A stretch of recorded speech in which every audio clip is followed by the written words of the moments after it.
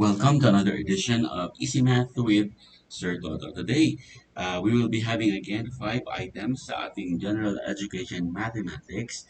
Ito ay mga random items at we can expect the questions to be coming from any topics included in General Education Mathematics. At sa mga hindi pa po nakapag-subscribe, you can kindly subscribe to our channel and hit the notification button so that you will be notified of future uploads. So let's go and start our discussion. We have here item number one. If the score of 10 students are 76, 80, 75, 83, 80, 79, 85, and 80, 88, and 90, the mode is A, 85, B, 79, C, 88, or letter D, 80.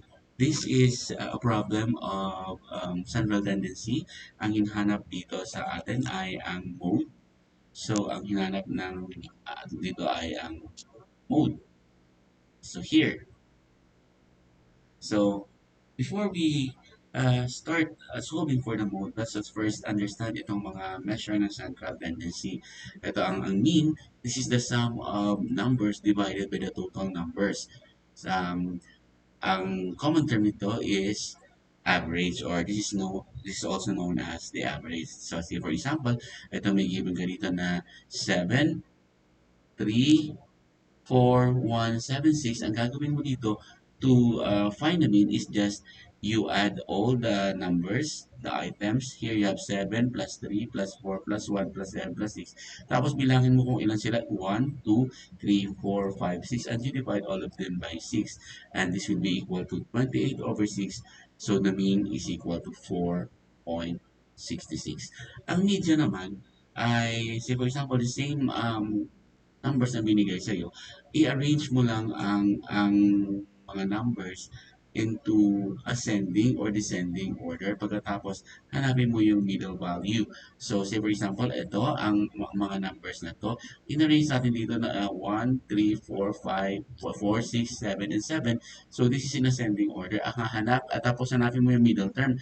So, ang middle niya, dahil this is an even number, so ang kalagitnaan ng 6 ay 3 at saka 4. So, 3 and 4. Ngayon, kung even, ang gagawin mo, i-add mo yung dalawang pinakagitna at in this case, 4 and 6 pagkatapos i-divide mo sa 2. So here, ang kalagitnaan ng 4 plus 6 over 2 is equal to 5.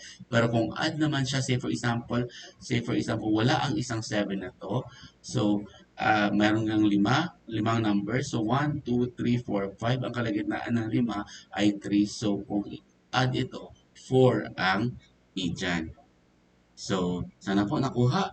And we go to the next measure of central tendency, which is the mode.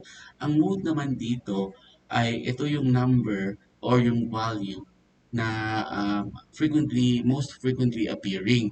So, ibig sabihin, ito yung may pinakamaraming beses na lumabas.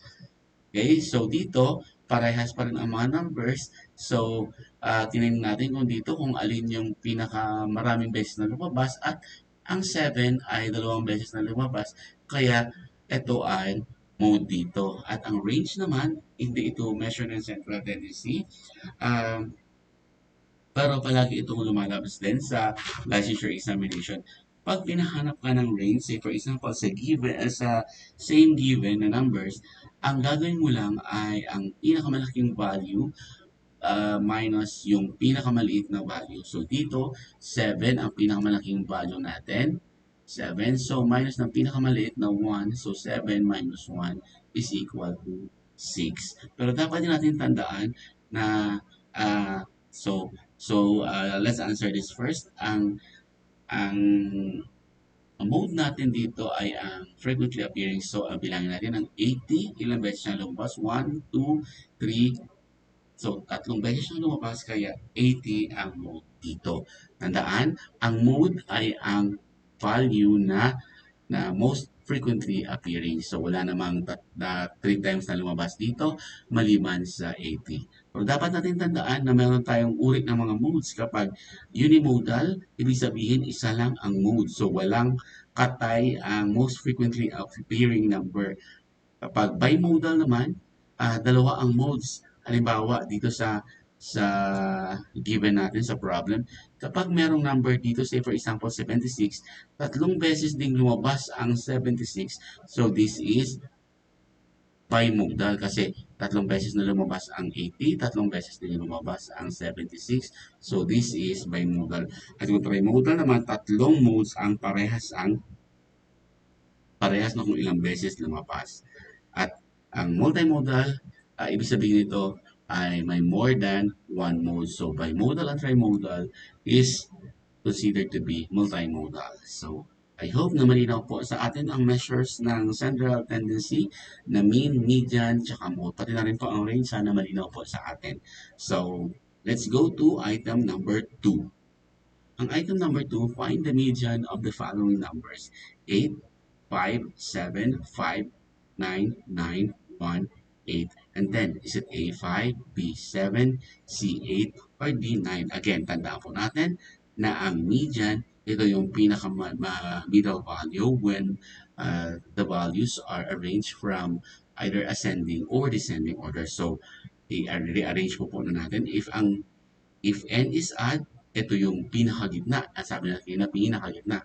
So, in-arrange natin dito yung mga numbers. So, we have here 1, 5, 5, 7, 8, 8, 9, 9, and 10. So, in-arrange natin. So, dapat po maingat po kayo sa pag-rearrange ng numbers. Sulat nyo po pa isa-isa at i-crash out din pa isa-isa yung mga givens para hindi po tayo malito. So, dito, bilangin natin kung ilan na siya. 1, 2, 3, 4, 5, 6, 7, 8, 9. So, dahil 9 siya, ang pinakagitang value is 5. So, alima dito, 1, 2, 3, 4, 5.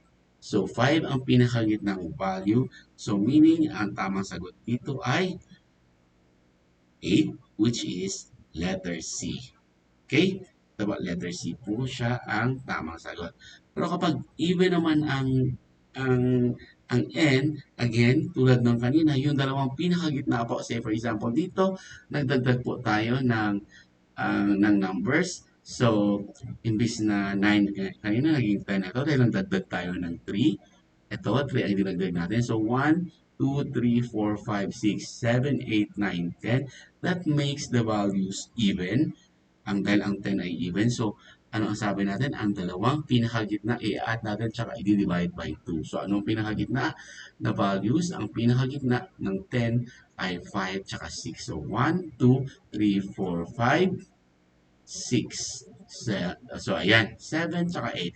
So, 7 plus 8 is equal to 15.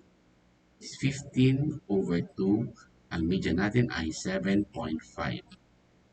So, ito po ay para lang po maintindihan ninyo on how to solve if n is even. Pero kapag add po, direkta po hanapin yung pinakagitna. Okay? So, let's go and solve number 3. Ruben's grades are 88, 90, 97, 91, and 86. What is the grade that he should aim for in the 7 subjects if he has to have an average of 91? Is it A, 97, B, 95, C, 92, or letter D, 89? So before we proceed and solve, let's first have this formula for average or the mean. Ang formula ng average is just the total sum of all numbers over the number of item in the set kung ilan sila. So example dito sa sa given meron kang 1, 2, 3, 4, 5, 6 at ang 7. So 7 ang n mo. Okay? So let's try to solve this by substituting. So the average is 91. So we write 91 here. And then we add all the values. We have here 88 plus 90 plus 97 plus 91 plus 90 plus 91 plus 86. At dahil hindi natin alam ang pampito, ilagay natin siya na n. Ilagay natin siya na n over 7. Ngayon, to remove the denominator here, we multiply both sides of the equation by 9. So we have sige, total muna natin. 549 plus n over 7 is equal to 91. So let's multiply both sides by 7. So we can eliminate 7 here. And 7 times 91 is 637. And then, ang gagawin natin para mawala ang ma-isolate, totally isolate ang n, i-subtract natin ang both sides of the equation by 540.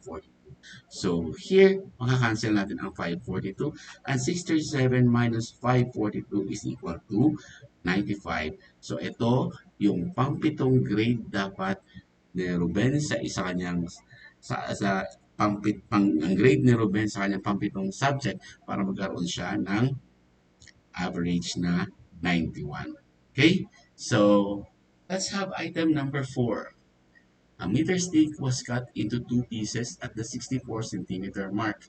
What is the ratio of the shorter piece to the longer piece? So, nakakita naman po ang lahat sana ng meter stick. Ang meter stick ay mayroong 100 centimeters. So, dahil kinat mo siya sa 64 centimeter, ang isang part ay 64 centimeter at ang isa ng part naman ay 100 minus 64, we have here 36. At ang hinahanap natin ay what is the ratio of the shorter piece? Dapat mauna ang shorter piece sa ratio. Sulat mo na ratio to the longer piece. Okay? So, ang gagawin mo lang is 36 over 64. So, you can reduce this by dividing both the numerator and denominator by 4. Dahil ang 40 is divided by 4 is 10. So, alam natin na 36 divided by 4 is 9.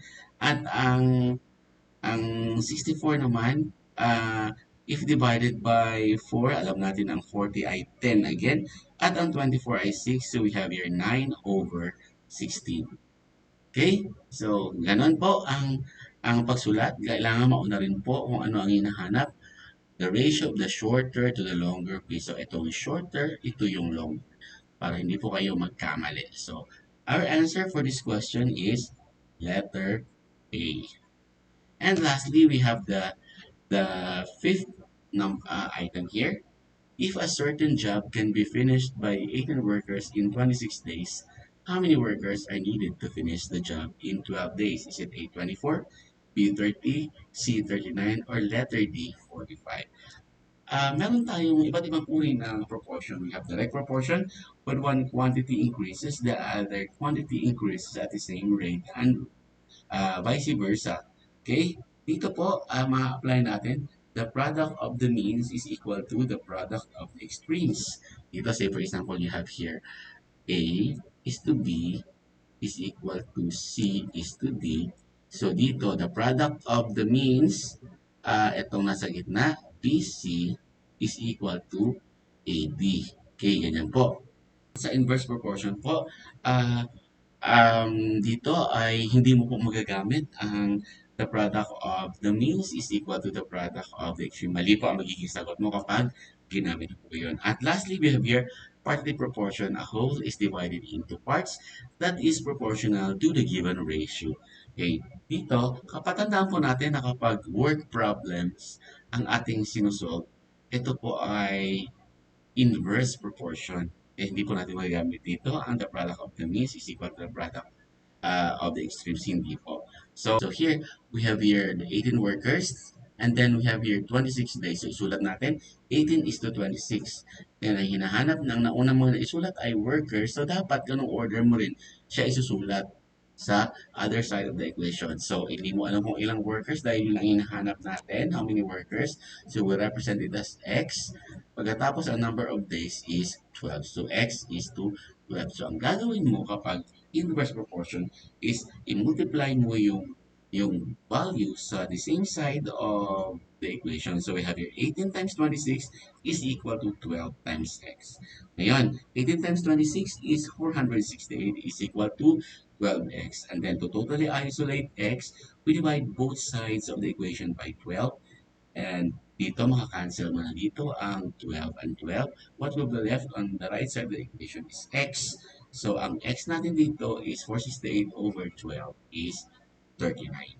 So, ganun po ang pag-compute kapag binigyan ka ng inverse proportion, which means that our correct answer for item number 5 is letter C.